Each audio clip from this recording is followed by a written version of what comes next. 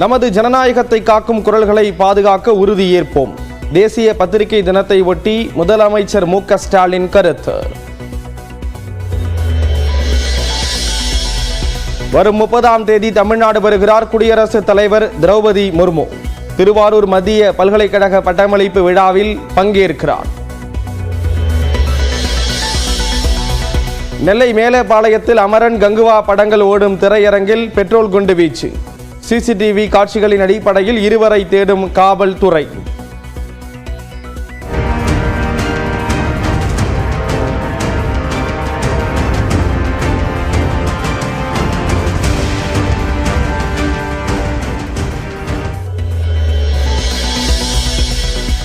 கோயம்புத்தூரில் லாட்டரி அதிபர் மார்டினுக்கு சொந்தமான இடங்களில் 3வது நாளாக நீடிக்கும் அமலாக்கத்துறை சோதனை.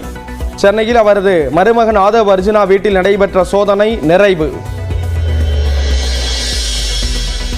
மண்டல பூஜைக்காக சபரிமலை ஐயப்பன் கோயில் நடை திறக்கப்பட்ட நிலையில் வரிசையில் நின்று தரிசிக்கும் பக்தர்கள். காலை 3 மணிக்கு நடை திறக்கப்பட்ட நிலையில் இதுவரை 30,000 பேர் தரிசனம்.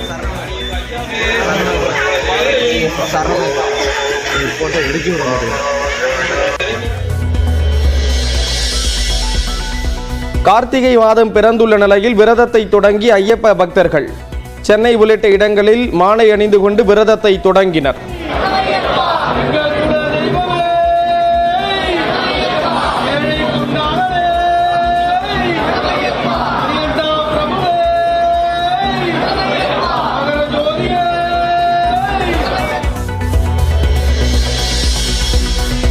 அதிமுக ஆட்சியில் முதலீட்டாளர் மாநாட்டில் கிடைத்த முதலீடு குறித்த புள்ளி விவரங்களை வெளியிட முடியுமா? அரியலூர் விழாவில் எடப்பாடி பழனிசாமிக்கு முதலமைச்சர் மு.க. ஸ்டாலின் கேள்வி. மாண்புமிகு எதிர்க்கட்சி தலைவராக இருக்கக்கூடிய பழனிசாமி அவர்களே, நீங்க நடத்தின முதலீட்டாளர் மாநாடு மூலமா எவ்வளவு முதலீடுகள் வந்துச்சு? இதனால வேலை வாய்ப்பு பெற்றவங்க எத்தனை பேர்? இதையெல்லாம் புள்ளி விவரத்தோடு உங்களால் சொல்ல முடியுமா? கொடநாடு கொலை கொள்ளை வழக்கில் அதிமுக பொதுச் செயலாளர் எடப்பாடி பழனிசாமியை ஏன் விசாரிக்க கூடாது? தற்போது இபிஎஸ் முதலமைச்சராக இல்லாத நிலையில் சென்னை உயர்நீதிமன்றம் கேள்வி. கனமழையால் நெல்லை மாவட்டத்தில் மணிமுத்தார் அருவியில் வெள்ளப்பெருக்கு. சுற்றுலா பயணிகளின் பாதுகாப்பு கருதி அருவியில் குளிக்க 3வது நாளாக தடை விதித்த வனத்துறை.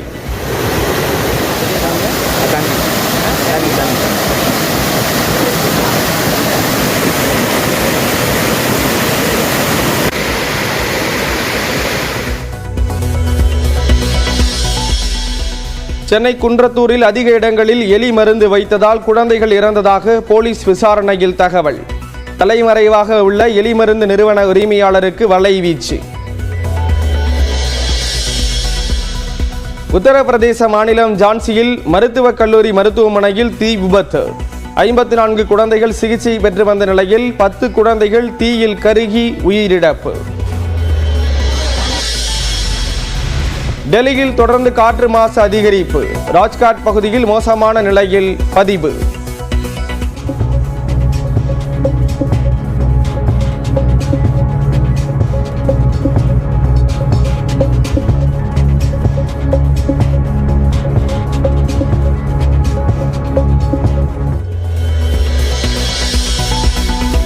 இலங்கை நாடாளுமன்ற தேர்தலில் பெரும்பான்மை வளம் பெற்றார் அதிபர் அனுரகுமார திசநாயக்க. 159 இடங்களில் வெற்றி வாகை சூடினார். தென்னாப்பிரிக்காவுக்கு எதிரான T20 தொடரை 3-1 என கைப்பற்றியது இந்திய அணி. கடைசி போட்டியில் 135 ரன்கள் வித்தியாசத்தில் அபார வெற்றி. தென்னாப்பிரிக்காவுக்கு எதிரான போட்டியில் 47 பந்துகளில் 10 சிக்சர் 9 பவுண்டரிகளுடன் 120 ரன்கள் குவித்த திலக் வர்மா. மீண்டும் சதம் விளாசி கம்பேக் கொடுத்த சஞ்சு சாம்சன். ஐபிஎல் ஏலத்துக்கான இறுதிப் பட்டியலில் 366 இந்திய வீரர்கள் உட்பட 574 வீரர்களுக்கு இடம். பீகாரைச் சேர்ந்த 13 வயதான வைபவுக்கும் வாய்ப்பு.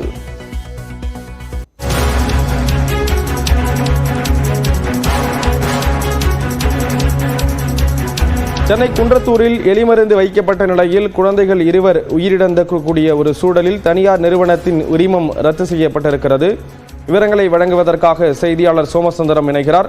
சோமசுந்தரம், தகவல்களை பகிர்ந்துக்கலாம். வணக்கம் ஸ்ரீராம்.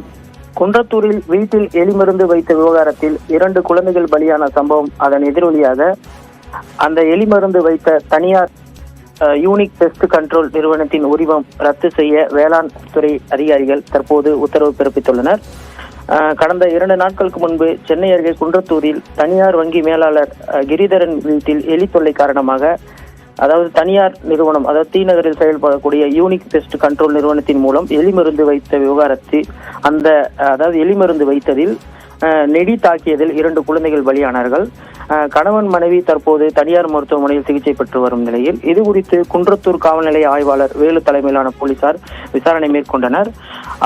அதன் அடிப்படையில் போலீசார் பரிந்துரை கேட்டு, அதாவது நிறுவனத்துக்கு சீல் வைக்க வேண்டும் என வேளாண் துறை அதிகாரிகளிடம் நோட்டீஸ் வழங்கினர். அதன்படி வேளாண் துறை அதிகாரிகள் ஆலோசனை செய்த போது எலிமருந்து வீட்டிற்குள் வைக்கக்கூடாது எனவும் வெளிப்புறத்தில் தான் வைக்க வேண்டும் எனவும் விதிமுறைகளை மீறி வீட்டிற்குள் 12 இடங்களில் எலிமருந்து வைத்ததால் அவர்கள் உயிரிழந்தது தெரிய வந்தது. இதனையடுத்து அந்த தனியார் நிறுவனத்தின் உரிமம் தற்போது ரத்து செய்து அம்பத்தூர் வேளாண் துறை அதிகாரிகள் உத்தரவிட்டுள்ளனர். இன்று அல்லது திங்கட்கிழமை, அதாவது இன்னும் 2 தினங்களில் அந்த தனியார் நிறுவனத்துக்கு சீல் வைக்கப்படும் என வேளாண் துறை அதிகாரிகள் தெரிவித்துள்ளனர். ஸ்ரீராம், ஏற்கனவே இந்த வழக்கில் அந்த நிறுவனத்தில் பணிபுரிந்து வந்த தினகரன் மற்றும் சங்கர்தாஸ் என்ற 2 ஊழியர்கள் கைது செய்யப்பட்டுள்ளனர் என்பது குறிப்பிடத்தக்கது. விவரங்களை வழங்கியதற்கு நன்றி சோமசுந்தரம்.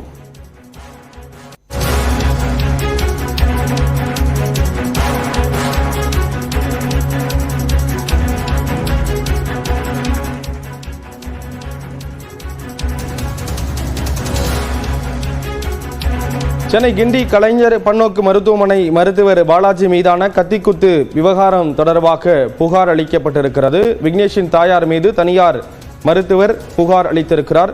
விவரங்களை வழங்குவதற்காக செய்தியாளர் கோகுல் இணைகிறார். கோகுல், என்ன குற்றச்சாட்டு முன்வைக்கப்பட்டிருக்கு? அவங்க தாயார் மீது என்ன மாதிரியான வழக்குகள் பதிய வேண்டும் அப்படிங்கிற ஒரு குற்றச்சாட்டை முன் வச்சிருக்காங்க? கிண்டி மருத்துவமனையில் மருத்துவர் பாலாஜியை கத்தியால் குத்திய விவகாரத்தில் கைது செய்யப்பட்ட விக்னேஷுடைய தாயார் பிரேமா மற்றும் அவருடைய மற்றொரு மகன் லோகேஷ் மீது சென்னை மாநகர காவல் ஆணையர் அலுவலகத்தில் ஒரு புகாரானது அளிக்கப்பட்டிருக்கிறது.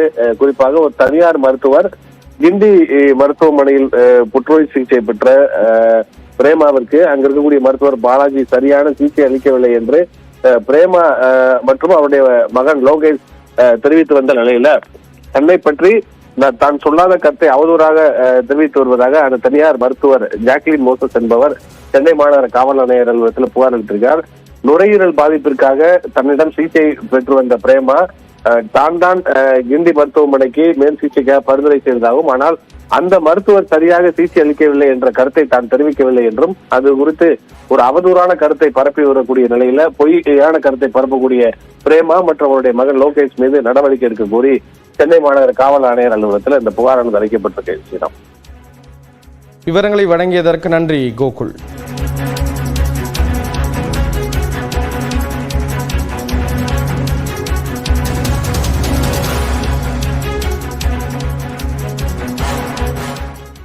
கார்த்திகை மாத பிறப்பை ஒட்டி தமிழ்நாடு முழுவதும் ஐயப்ப பக்தர்கள் மாலை அணிந்து விரதத்தை தொடங்கினர்.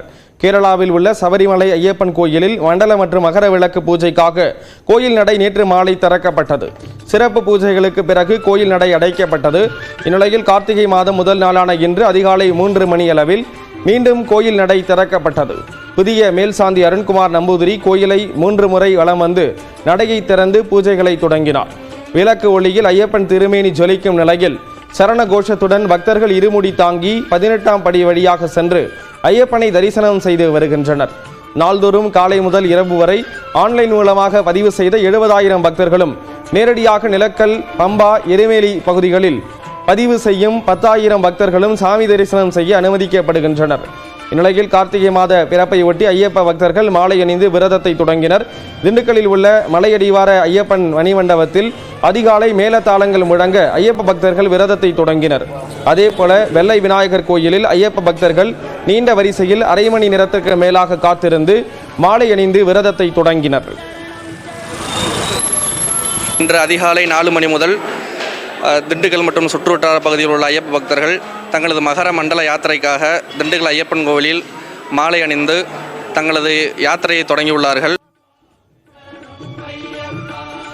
சென்னையில் உள்ள பிரசித்தி பெற்ற மகாலிங்கபுரம் ஐயப்பன் கோயிலிலும் பக்தர்கள் விரதத்தை தொடங்கினர்.